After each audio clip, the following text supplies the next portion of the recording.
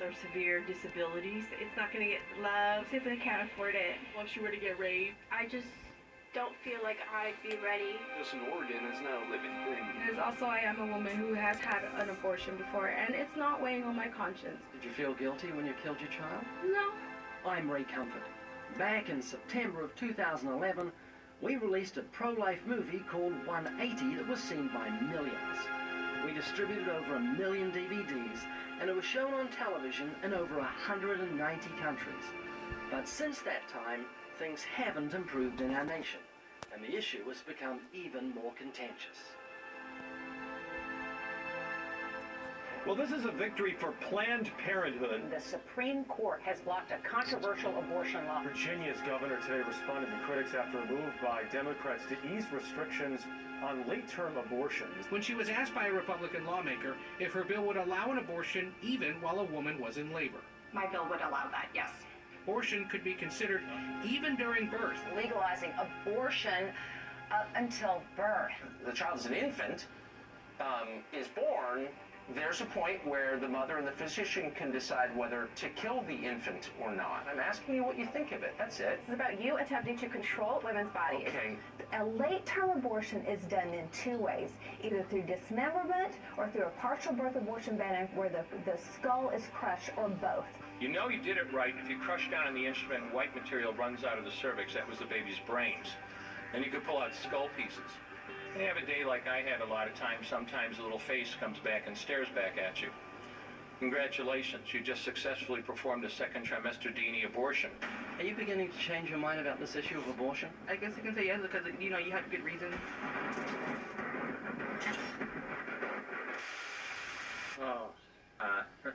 Firsthand why we don't like to discuss this topic. Just watching that makes my insides turn. Oscar, I wanted to ask you real quick. You weren't with Living Waters when we released 180. Did you watch it at that time? I remember when it came out. I was a Christian at the time, and I was attending a college group, and it made the rounds, and everyone was really excited about it. I feel like for me, 180 was the first documentary on YouTube that you could watch for free. You didn't have to buy or download. That's how I recall it, and it was incredibly powerful. Yeah, I was curious because, we were all so enmeshed into it, producing it. I wanted to get your take as someone who wasn't part of the ministry yet.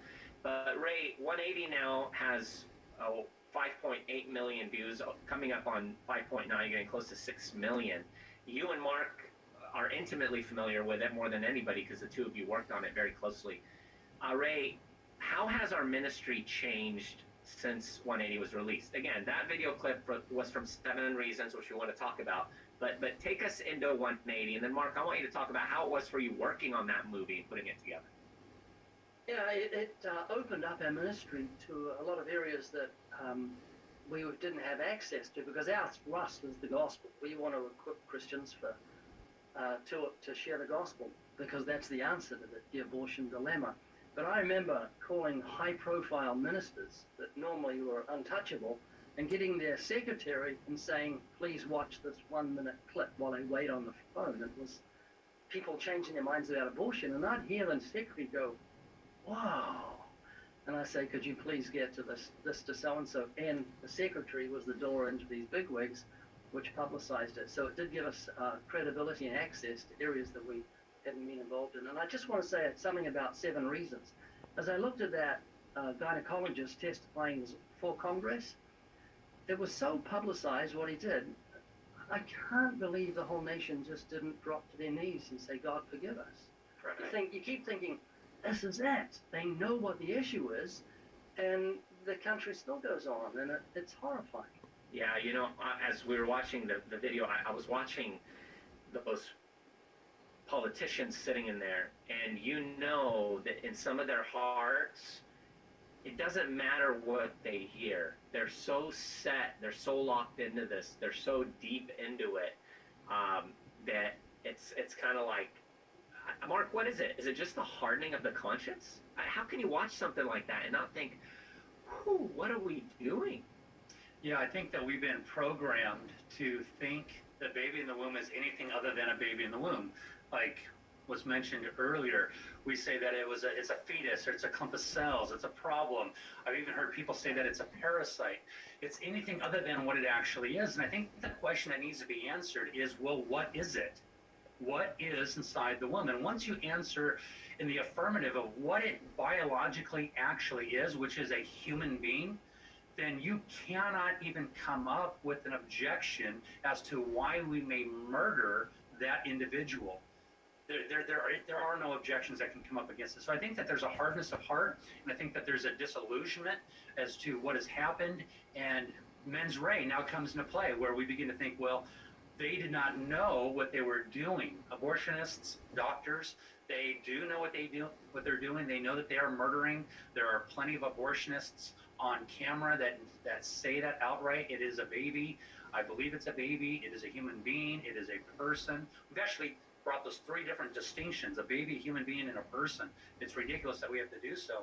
But when you have a woman who's 13, 14, 15, 16 years old that heads on into a Planned Parenthood without parental consent, because in 9 states you don't need to have parental consent to have an abortion. As young as you are, if you are able to get pregnant at 10 years old, you don't need parental consent. You can head on in there. Bear in mind, you cannot get a Tylenol at your high school, junior high school, elementary school. You cannot be photographed in public. You cannot get a tattoo. You cannot watch a rated R movie. But you can have an abortion. So let's answer that question. What is the preborn? Not the unborn, the preborn. What is the preborn? And if it is a human being, you cannot touch it. It should be protected, because the safest place in the world should be a mother's womb. Amen. You know, Ray, one of the ladies in the video we just watched from 7 Reasons said she didn't feel guilty for killing her baby. Is that just a lie, or is that also just a hardness of conscience and heart? Well, the Bible speaks of a seared conscience, a conscience that has lost its outward life. But we know that as when we have a seared steak, if you cut into the steak, it's often tender on the inside. So I'm always confident that even though someone may have a seared conscience, that the moral law can cut through into the heart. And my hope and prayer is that she went back, that lady that said I had an abortion and feel guilty, and laid her head on a pillow at night, and the Holy Spirit comes upon her and brings conviction of sin. You know, when we're looking at people like politicians just harden their hearts, it really does confirm that men love darkness. The heart is deceitfully wicked, and there's no fear of God before their eyes. I can't help but think, what would I be like if I wasn't a Christian, if I was confronted with the issue of abortion? Would I be horrified as a non-Christian, or is it just the love of God in my heart? I've been regenerated, my eyes and my understanding have been enlightened, and I feel like this because I know the Lord. Oscar, how important is the infusion of the image of God into the whole discussion of abortion? Oh, it's everything. I actually think it's the most crucial part of this entire conversation, and it's what makes it distinct. Because what you're alluding to here is the reason why we know in our hearts that it's wrong to commit murder, to take the life of another person, but no one thinks twice about stepping on an ant, and most people don't think twice about eating chicken, is because there's something distinct that human beings are that are separate from the rest of God's creation, and it's what you just said. We are made in God's image. The reason why it's wrong to take someone's life is because we are what theologians call imago Dei. And that imago Dei-ness does not start when you come out of the womb. It starts at conception, and we have to hold that because the problem here is the slippery slope. What I think we end up seeing later on, and I know Mark talks about this all the time, is the idea of viability. Which is just so wrong, because then you are like Nazi Germany, where you're saying, well, this person is not self-sustaining. They're not a contributor to society. Therefore, they have less value and less worth. The second you take away imago Dei, you leave it up to man to determine the value and the worth of a human being. And every time we've done that, it has gone horribly wrong. Image. But let me also point out that it was Jesus and the early church that rose women up and gave them more authority and power. Roman historians used to mock the early church for the value and dignity that they would prescribe to women. So what we are talking about here is ultimately a weighing of different moral and ethical values. And you're right. you should be able to pursue happiness in the same way that I should be able to pursue happiness. But in my pursuit of happiness, if I deem that happiness for me means stealing, killing, or rape, then the law would prevent me from pursuing that kind of happiness because I'm imposing my own inner will onto someone else. And that is the issue here. Yes, you should be equal in your ability and capability to pursue happiness, but it should stop short at murder. And that's exactly what abortion is. It is murder. Correct. Now, if you had to kill a baby, how would you do it? If I had to kill a baby, If it was your job, this woman comes in, she says, look, I'm 3 months pregnant. I know it's a baby in my womb, but I'd like you to kill it. How would you go about it? well, you know what? The way that they do it, I can't. I'm not a professional in that matter, so I. You know how they do it? Yes, I do. Explain it to me. They cut the baby up and pull it out piece by piece. Think that's good? I think it's perfectly fine. It's her choice. Now, can you give me some good reasons for someone having an abortion? Someone who doesn't have money can't financially or stably take care of their own child when they can't even take care of themselves. Monetary reasons. But I feel like a lot of people aren't in the circumstance financially, or they don't have the support. I'd say not being financially stable, maybe for being able to taking care of like a child. You said they can't afford it. Abortion clinics also cite economic hardship as a good reason for abortion, and they're prepared to help you out by killing your baby for just $3,275. I feel like you shouldn't put them in a situation where they can't support the kid. So the mother would starve to death if she had the child? No, but her financial situation would be difficult. Wouldn't the government help out? Isn't there such a thing as welfare? Along with the baby comes late nights, you know, giving up your life to raise someone. Isn't that what your mother did for you? Yeah, she did. She didn't have you aborted. She raised you. She sacrificed some things so that you could live. In other words, you're saying a good justification for abortion is inconvenience. You want a party, and that baby's going to mess up your life, your social life. Would that be correct? Yeah, that actually makes sense. Like, it actually touched my heart, you know? Wow. I forget how good this video is, Ray. The touching of hearts, that's what it's all about. You know, years ago we used the phrase heart changer, and that moves me. All right, we're going to go to the next clip. Sometimes it's better if the child isn't born, depending if it's not going to get love or if it's going to be abused. You see people homeless in the bridge, they don't care about the child. Like, that's even more suffering than killing the baby. Well, instead of killing the baby, you have it adopted, which is best to kill your own child or give it away to someone else. Honestly, I don't know. This woman even filmed herself having an abortion. She was trying to remove what she called the stigma that comes with abortion. In the video, she showed how easy it is to kill your own child. You can even hum a little tune while he or she is being torn limb from limb. There was something that you said in your Cosmopolitan interview. It felt like giving birth, that you were humming through it. This is the most frequently performed abortion and is used typically from 5 to 13 weeks of pregnancy. This is a 14 French suction catheter. It's clear plastic, about 9 inches long, and it has a hole through the center. It is inserted through the cervix into the uterus. The suction machine is then turned on with a force 10 to 20 times more powerful than your household vacuum cleaner. The baby is rapidly torn apart by the force of the suction and squeezed through this tubing down into the suction machine. Please, use your life for good, not for bad. Don't push abortion. Push pro-life. Say, I'm not going to vote for anyone who believes that killing of children in the womb is okay, and I'm going to make my vote count because I care about human beings. Does that make sense? I mean... Are you going to think about this? Yeah, I mean, that's something that's up to society. I don't get with society. I just try to live my own life, you know? You are society. Your vote matters. Either a person's choice, if they have the money to take care of an ill child, if the child comes out with severe mental problems or severe disabilities. So this is after the baby's born. It's lying on the table. and they think it's got mental disabilities because it's not responding, how would you put it to death? What would you do to kill it? I would not kill it.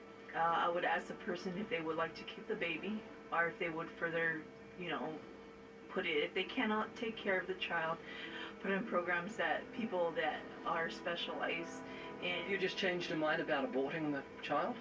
Yes.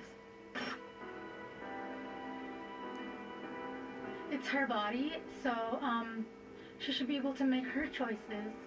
There's certain weeks, and there's a whole process to the baby eventually developing into a baby, right? By that time, I think it is a baby, because it's now got a heart.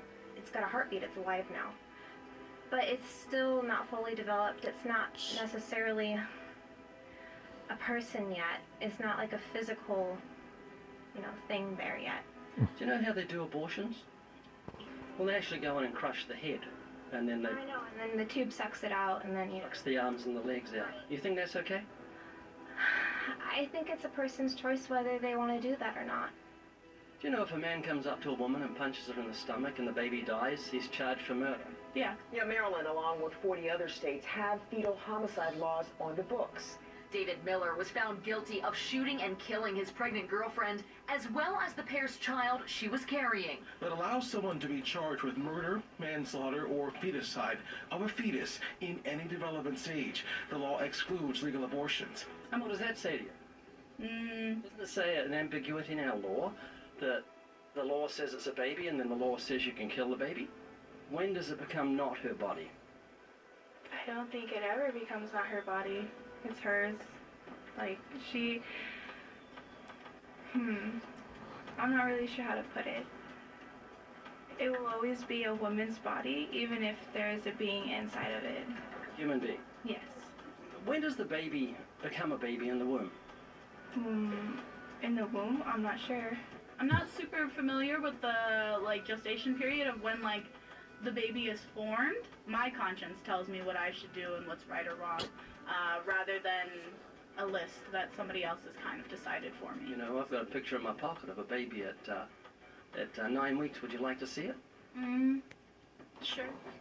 That shows you the stages of gestation. I would never encourage anybody to have the abortion in the first place, but... Well, that's nice of you to say that. I think we're making a little headway here.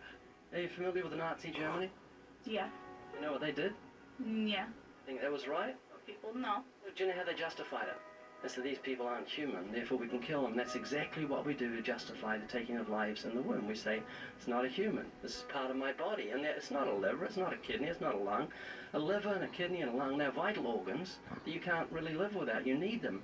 But a baby's not a vital organ, it's a gift from God. Let's say a woman gets raped and she ends up pregnant. What would she do with the baby, So is it okay to kill the child for the crime of the father? Yeah. Why not have the baby, it's her baby, and have it adopted? And so it has a loving home. Have you ever thought about that? Wow. Ray, we only have less than 2 minutes left, but I wanted to ask you, 180 was produced unintentionally. We've talked about that. You were making a video about Hitler, God and religion or something, and to go along with the book, and then the abortion thing came up. With 7 Reasons, that was more planned. Have you seen a change in people, or people's hearts and minds in the same place? Because they keep coming up with this, it's a woman's body, it's a woman's choice. Is it still the same? There seems to be a hardness of heart. As a nation gives itself to sin, the more darkness they get into, the less they love the light. I just want to say that 7 Reasons can be watched freely on YouTube. We've just shown parts of it. It's very moving. Same with 180. Both of them, 180 and 7 Reasons, are free on YouTube. So it'd be great if people watch that because they hear the gospel at the same time. Yeah.